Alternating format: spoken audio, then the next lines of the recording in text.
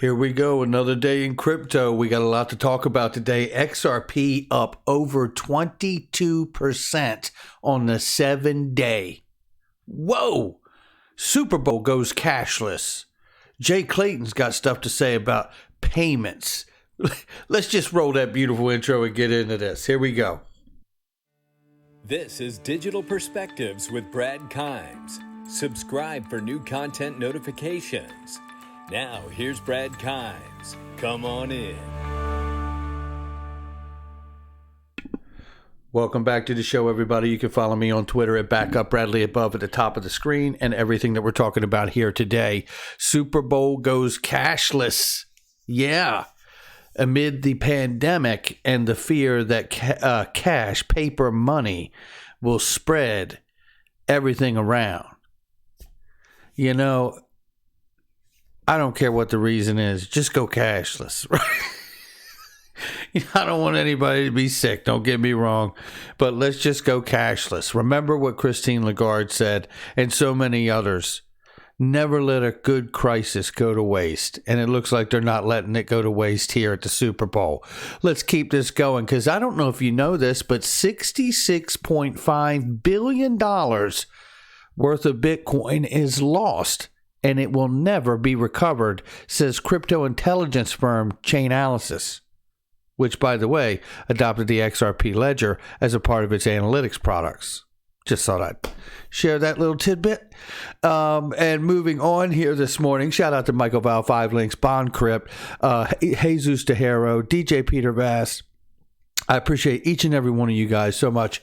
And XRP Crypto Wolf and everybody else who sends information. First company-sponsored Bitcoin retirement plans launched in the United States. To me, this is very exciting because obviously if you're moving into the retirement era or area for people and you're going to get that normalized, people are going to want at least a percentage of their portfolio of their retirement put into cryptocurrencies. They're going to see the return. They're not going to be speculators like us and probably go all in. But at the very least, if we're talking about a 1 to 3% allocation of retirement funds carrying crypto, and many, many trillions of dollars in that area right there. So we'll keep an eye on that. Bitcoin reached 16th place among world's biggest entities after its market capitalization grew to nearly $335 billion. Now listen, if there was ever a moment you had to say to yourself, oh, this is here and it's here to stay. Now, the rules may change, but it's here and it's here to stay. There's no question. Here we go. SEC chairman, I love this one. SEC chairman says weak payment mechanism driving the rise of Bitcoin. Jay Clayton said that the inefficiencies in the current payment mechanisms are boosting BTC. Oh, Jay. We're going to miss you there at this SEC, bud. No, I'm just kidding. Anyway, no, that is not what is going on, okay? Bitcoin is being seen as a hedge. Anyone who knows about Bitcoin, how long it takes to process a payment through Bitcoin and the fee for it, understands that it is not a savior to the inefficient payment rails in the traditional world. Sorry, wrong answer, Jay. Anyway, moving on, this is fantastic news right here. 30 major Japanese banks are set to kick off experiments next year towards issuing a common private digital currency to give way to the digitization in the country. But they said it was years away. Michael Val, 5 Links, absolutely puts this over the fence and into the parking lot right here. It's absolutely the truth. Look, you know, I have caught so much flack about the U.S. is not behind, but they're not releasing clarity, and you know the drill. But this is, to me, is justified as an example of anything. They just had an article that we covered here on the channel that Japan was years away from issuing any kind of digital currencies. And here they just announced they're going to do it this coming year. So it's unbelievable. Remember, we are retail speculators. We sit at the kids' table, right? We're not privy to what they're actually going to do. And somewhere along the line, somebody said, you know what? It's perfectly fine to lie to everyone. So just know that going forward. Fintech behemoth Ripple has wired 131 million XRP between its wallets and to its EU ODL corridor over the past 12 hours, as per recent data, while XRP surged to 30 cents. We are currently at 31 cents. We're going to take a look at that in a second, too, because it just looks amazing. But here's the thing, they're wiring around 131 million XRP between its wallets and the EU ODL corridor. Whenever I see the total circulating supply come up, I always think to myself, and I always remark to everyone that I think they're preparing for liquidity, more demand for liquidity, which perfectly makes sense to me. And, one of the things that I think about here is are we preparing for some more action between the EU corridor here? Because it would certainly look that way, wouldn't it? Pretty remarkable. We're going to have to keep an eye on that. We're seeing Japan kick off and get a lot of motion. We're seeing the EU get more XRP in their ODL corridor. Maybe we see something jump off between Japan and Europe, right? Who knows? We'll keep an eye on it. What I do like is while all this is happening, XRP is going up in price. That's what's happening. And we're going to keep an eye on this too. Japan's banking giant MUFG. Now listen to this. This gets quite interesting right here.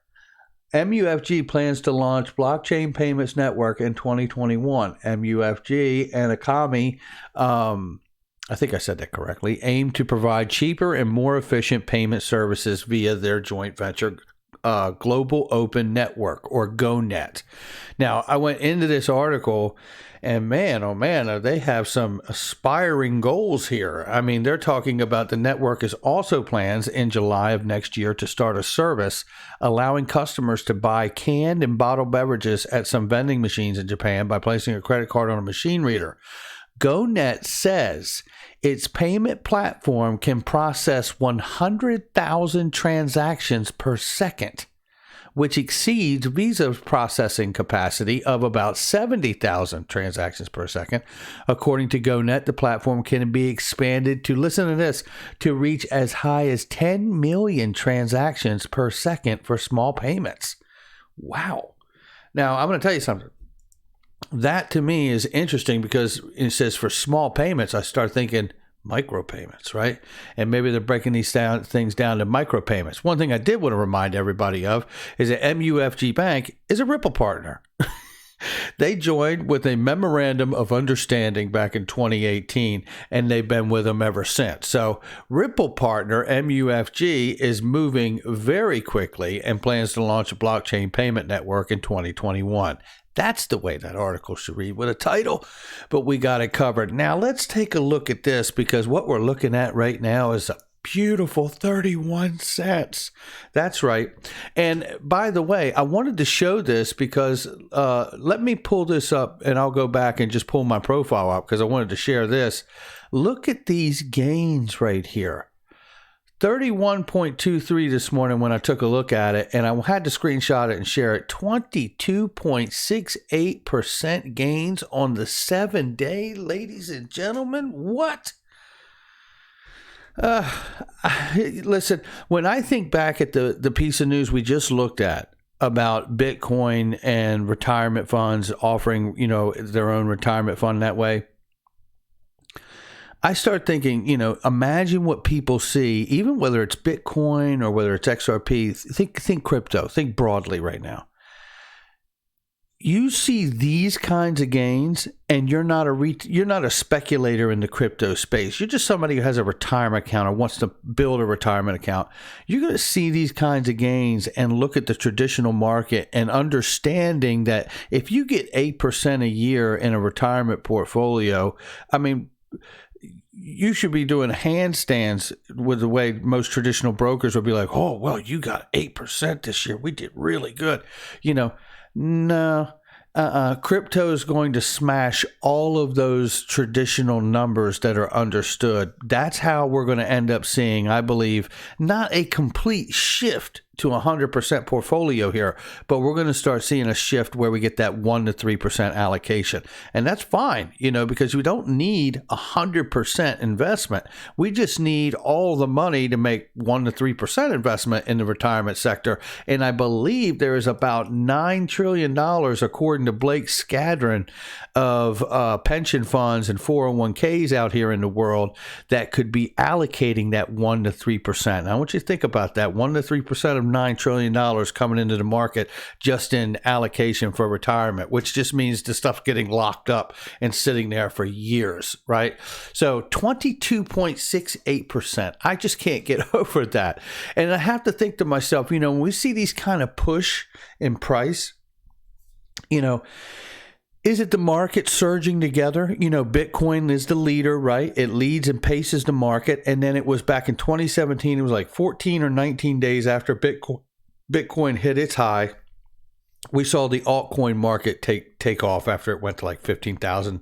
And then after that, it was like 17, whatever that number was, there was like a 14 or 19 day spread in there where the altcoins absolutely smacked and hit. It just took right off after that. Could we be moving into that moment now? Because Bitcoin is absolutely over $18,000 right now. It is $18,218.48. Last night and the overnight and late yesterday, it pulled back and it was down in the 17,000 range, right?